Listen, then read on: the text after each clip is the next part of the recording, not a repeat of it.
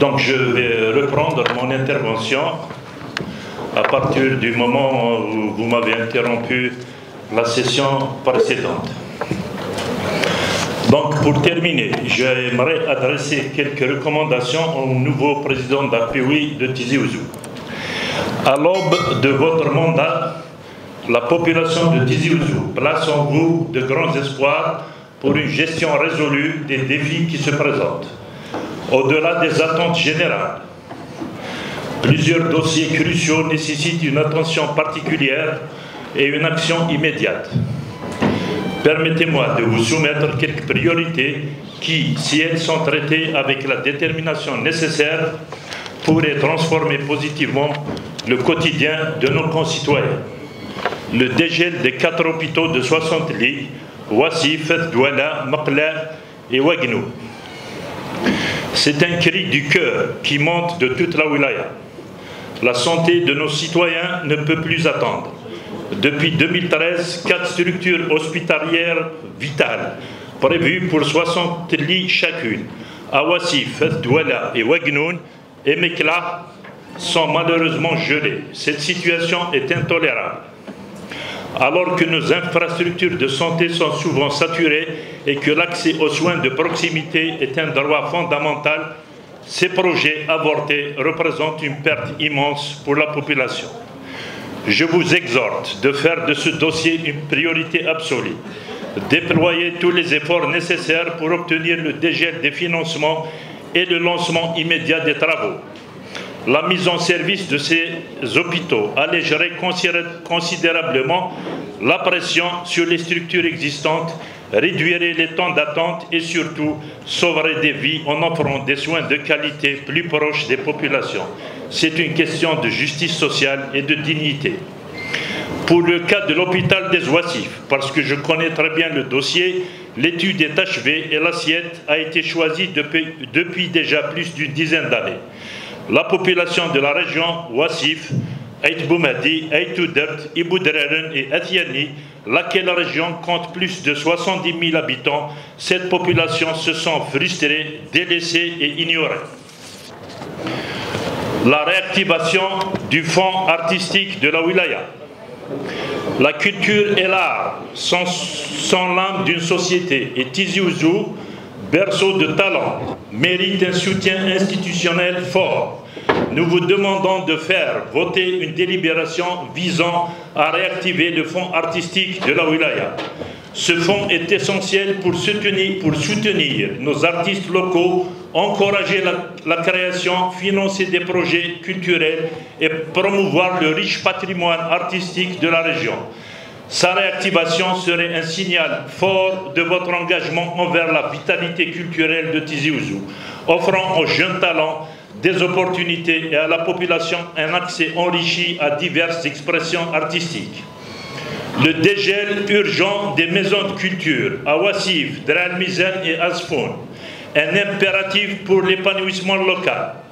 La wilaya de Tizi Ouzou est riche de son patrimoine culturel et de son potentiel humain. Le sort de ces 3 maisons de culture situées à Ouassif, Dra el-Mizan et Asfoun est particulièrement préoccupant. Ces structures destinées à être des foyers de création, d'apprentissage et de rassemblement sont malheureusement gelées depuis 2014. 10 ans, c'est une génération entière d'enfants et de jeunes qui a grandi sans pouvoir bénéficier pleinement des infrastructures culturelles promises. Ces maisons de culture ne sont pas de simples bâtiments. Elles sont conçues pour être des espaces de vie, des lieux d'échange, de transmission des savoirs et de développement des talents. Leur gel prive les populations locales et en particulier la jeunesse d'opportunités cruciales pour leur épanouissement artistique, intellectuel et social. Pour les localités comme Ouassif, Dra el-Mizan et Asfoun, l'existence d'une maison de culture est un atout inestimable. C'est un lieu où peuvent se tenir des ateliers artistiques, musique, théâtre et peinture, des expositions, des conférences, des projections de films, des bibliothèques et bien d'autres activités. Elle joue un rôle essentiel dans la promotion de la culture locale et nationale, en offrant des scènes et des espaces d'exposition. l'éducation et la formation par des ateliers et des cours pour tous les âges, le renforcement du lien social en créant des points de rencontre et de partage pour les habitants et la lutte contre l'oisiveté et les fléaux sociaux. Leur gel représente donc une perte considérable pour le dynamisme culturel et social de ces régions. Le dégel de ces projets n'est pas seulement une question de financement, c'est un engagement vers l'avenir de nos communautés. C'est investir dans l'intelligence, la créativité et le bien-être de nos citoyens. La standardisation et la correction des enseignes tamazightes. La langue amazigh est un pilier de notre identité et de notre patrimoine. Il est regrettable de constater que la majorité des enseignes des directions de l'exécutif sont écrites de manière aléatoire, voire incorrecte. Cette situation est un manque de respect envers notre langue nationale et officielle. Je vous prie et vous supplie d'insister auprès de toutes les directions pour qu'elles refassent leurs enseignes en tamazight de manière juste et correcte. Cela passe par l'adoption d'une graphie standardisée et le recours à des compétences linguistiques avérées. C'est un geste symbolique fort qui renforcerait le statut de tamazight et témoignerait d'une véritable volonté de valorisation culturelle et linguistique. L'organisation fréquente de sessions extraordinaires. Les défis auxquels est confrontée la wilaya sont nombreux et souvent urgents. La bureaucratie et la lenteur des processus peuvent paralyser l'action publique. Pour y remédier, je vous suggère d'organiser fréquemment des sessions extraordinaires de la POUI. Ces sessions permettraient de traiter avec la célérité nécessaire les dossiers urgents et sensibles qui ne peuvent attendre les sessions ordinaires. Les cas de la ville de Ain Hammam, les zones industrielles de Souama, de Dar el-Mizan et de Tizernif, l'environnement, la Sonel-Gaz, le tourisme et bien d'autres secteurs mériteraient des sessions extraordinaires pour résoudre des problèmes qui n'ont que trop duré. Cette agilité dans la prise de décision renforcerait l'efficacité de la POUI, démontrerait votre réactivité face aux préoccupations des citoyens et permettrait de débloquer rapidement des situations critiques, qu'elles soient d'ordre social, économique ou environnemental. Monsieur le Président, ces propositions sont formulées dans un esprit constructif, avec l'unique objectif de voir notre wilaya prospérer et ses citoyens vivre dans de meilleures conditions. À propos des déclarations des ministres de l'Éducation nationale et des Affaires religieuses, je condamne fermement les récentes déclarations inacceptables de 2 membres du gouvernement algérien qui sapent les fondements de la cohésion nationale et dénient l'histoire et l'identité de notre peuple. Je dénonce avec la plus grande fermeté les propos du ministre de l'Éducation nationale, comparés de manière fallacieuse, désobligeante et saugrenue les résultats de l'examen du BEM de toute une wilaya à ceux d'une école internationale parisienne est non seulement une tentative maladroite de minimiser les succès de nos enfants, de nos élèves et enseignants, mais c'est un affront à l'effort collectif de toute une région. Cette comparaison est d'autant plus insensée qu'elle oppose des réalités éducatives incomparables, dénigrant ainsi les performances obtenues dans un contexte qui, bien que différent, n'en est pas moins méritant et exemplaire. La comparaison de toute une wilaya avec plus de 190 CER à une école algérienne basée dans un autre pays est contre toute logique mathématique et relève du ridicule. Cette méprise est impardonnable, à plus forte raison qu'elle vient d'un ministre officiel dans une déclaration officielle, et j'exige des excuses officielles. De même, j'exprime ma profonde indignation face aux déclarations du ministre des Affaires religieuses lors de la célébration du 63e anniversaire de l'indépendance algérienne. Affirmer que cette terre appartient à Uqba et Muhajir et que le combat pour l'indépendance fut mené au nom de l'arabo-islamisme est une réécriture grossière et dangereuse de notre histoire. Ces propos effacent délibérément la présence millénaire et la contribution des Amazirs, nier la diversité des fondements identitaire de l'Algérie, c'est nier une partie essentielle de notre être collectif et fragiliser l'unité nationale.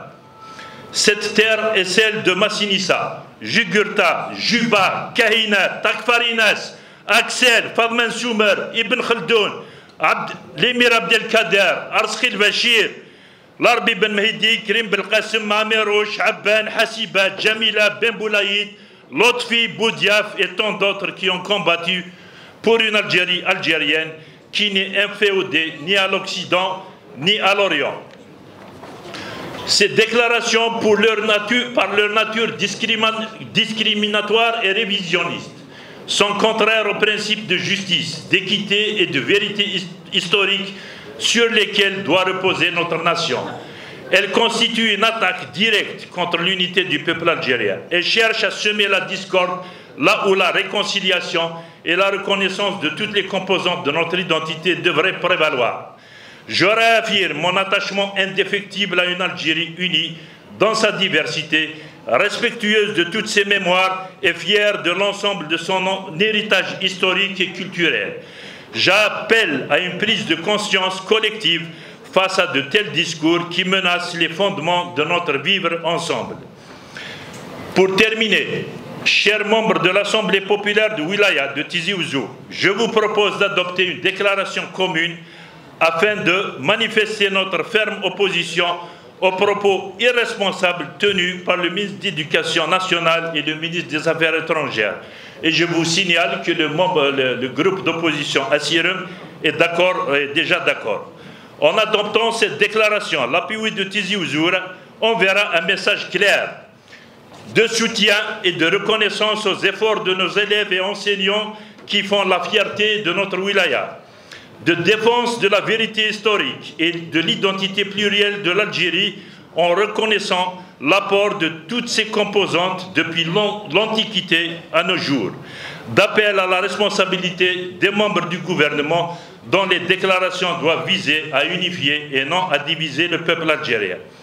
Cette déclaration commune serait un acte fort exprimant la voix de notre wilaya et son engagement en faveur d'une Algérie juste, inclusive et respectueuse de toutes ses valeurs et composantes. Je soumets cette proposition à votre approbation, à votre examen et votre approbation, et je vous invite à la soutenir pour affirmer collectivement notre position. J'en reviens un peu à notre wilaya. La nécessité d'une troisième voie au niveau de la route nationale numéro 30, route dite Tahourt, pour fluidifier le trafic. Avec l'augmentation constante du volume des marchandises transportées par la route, certaines routes autrefois suffisantes sont aujourd'hui saturées, notamment en raison de la densité croissante des semi-remorques et des poids lourds. Cette situation engendre des embouteillages chroniques, mais aussi une augmentation des risques d'accident et une dégradation de la qualité de l'air. Face à ce constat, il devient impératif... Dayen ? Monsieur le Président. Voilà, j'ai deux points. D'ailleurs. Monsieur le Président, parce que je ne fais pas de politique.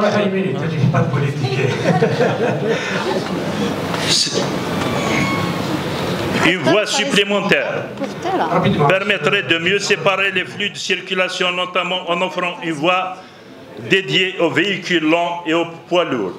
Cela réduirait significativement le temps de trajet, améliorerait la sécurité des usagers et diminuerait les émissions polluantes dues au ralentissement et aux arrêts fréquents. Redonner vie au concours du village le plus propre. C'est très important, c'est un constat regrettable. Je fais partie de cette commission. C'est un constat regrettable. Le concours du village le plus propre semble perdre de sa superbe. L'enthousiasme initial fait place à un certain relâchement dans la préservation de l'environnement et la gestion des déchets au sein de plusieurs localités.